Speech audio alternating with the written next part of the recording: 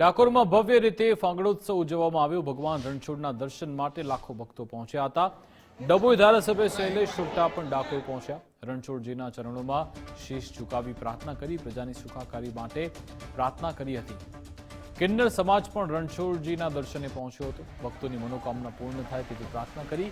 ડાકોરમાં જય રણછોડ માખણ ચોરના નાદ સંભળાયા હતા।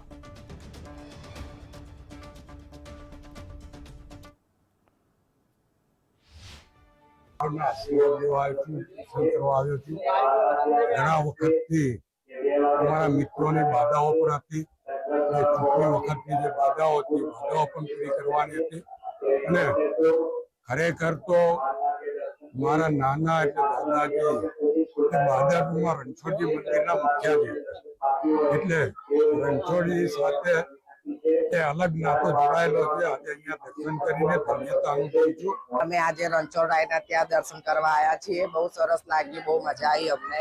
કેમ કે પગપાળા આવી નતા શકતા, એટલે અમે લોકો ગાડી લઈને આવ્યા છીએ। એટલે રણછોડરાય મારા ભગવાન બધાની આશા પૂરી કરે, મારી બહુચરમાં એ દિલથી દુઆ છે। બોલો રણછોડરાય। યાત્રાધામ ડાકોરમાં ફાગણ ઉત્સવની ધામધૂમપૂર્વક ઉજવણી કરવામાં આવી।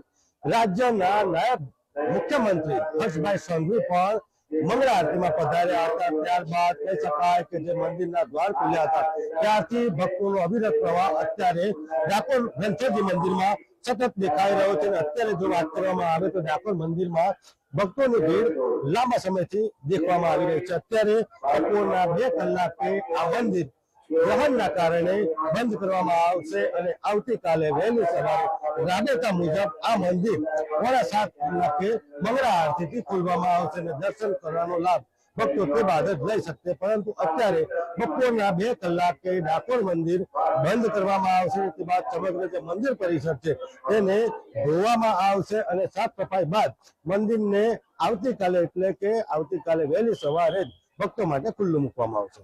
સંદીપ રાજપૂત સાથે ગુજરાત ફર્સ્ટ ડાકોર।